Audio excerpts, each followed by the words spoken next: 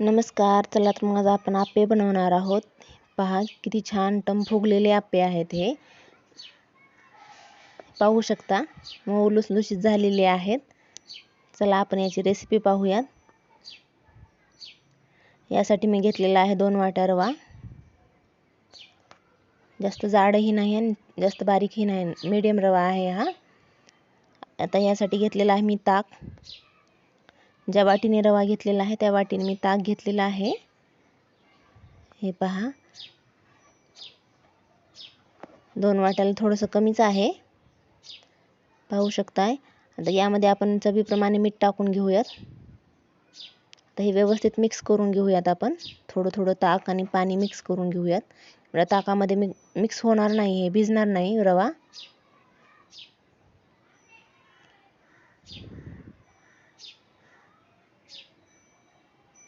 याला किती पाणी लागेल याच्या अंदाजाने आपण याला भिजवून घेऊयात व्यवस्थित.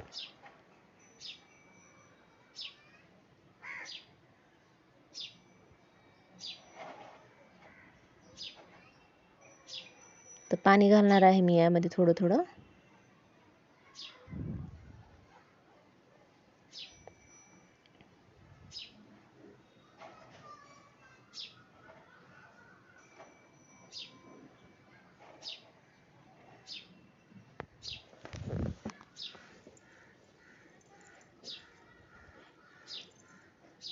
हे पाहू शकता मी पूर्ण मिक्स करून घेतलेला आहे. आता याला आपण अर्धा ते पाऊण तासासाठी झाकून ठेवूयात. झालेला आहे अर्धा तास. आता मी बघणार आहे फुगलेला आहे का पीठ. यामध्ये मी खायचा सोडा टाकलेला आहे, अर्धा चमच्यापेक्षाही कमी. जेवढं लागेल आपल्या पिठाला त्या प्रमाणात टाकायचं, प्रमाण सांगता येणार नाही. हे पहा हे मस्त छान फुगलेलं आहे. तर आपण याला मिक्स करून घेऊयात.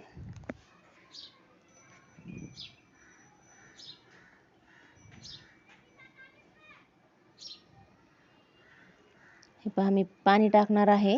जास्त दाटसर दिसत आहे पीठ, यासाठी मी पाणी टाकून थोडंसं मिक्स करून घेतलेलं आहे, पाहू शकता. आता मी आप्पे पात्र ठेवलेलं आहे गॅसवरती. यामध्ये मी थोडं थोडं तेल टाकत आहे सगळ्या ह्याच्यामध्ये. आता हे आपण मिश्रण तयार केलेलं आहे ते टाकून घेऊयात. यावर झाकण ठेवून आपण वाफवून घ्यायचं आहे. 5 ते 7 मिनिट वाफवून घेतलं तरी चालेल, बस होईल. हे पाहता आपण सर्व आप्पे पलटून घेऊयात. एक साईडने मस्त झालेले आहेत, वाफळलेले आहेत, पाहू शकता. एकदम मस्त आप्पे झालेले आहेत, टम फुगलेले दिसत आहेत. हे पहा मी फोडून दाखवत आहे तुम्हाला. हे पहा किती छान जाळीदार झालेले दिसत आहे. हे पहा एकदम मस्त. चला तर मग आपण यासाठी चटणीची तयारी करूयात. यासाठी मी घेतलेला आहे अर्धी वाटी खोबरं, शेंगदाणे, 4 हिरव्या मिरच्या घेतलेल्या आहेत. आपण याचे तुकडे करून टाकूयात. यासाठी मी पुदिन्याची पानं घेतलेली आहे स्वच्छ धुवून. कढीपत्त्याची पानेही घेतलेली आहेत. कोथिंबीर, अद्रकाचा तुकडा घेतलेला आहे थोडासा, त्याचे कट करून टाकलेला आहे. आता यामध्ये जिऱ्याची पावडर टाकलेली आहे अर्धा चमचा. चवीप्रमाणे मीठ टाकलेलं आहे. यामध्ये थोडंसं पाणी टाकून आता मिक्सरमध्ये फिरवून घेणार आहे.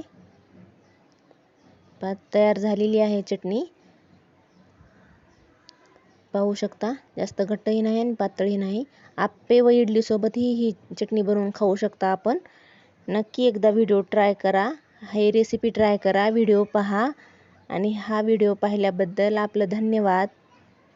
लाईक, शेअर, सबस्क्राईब करायला विसरू नका.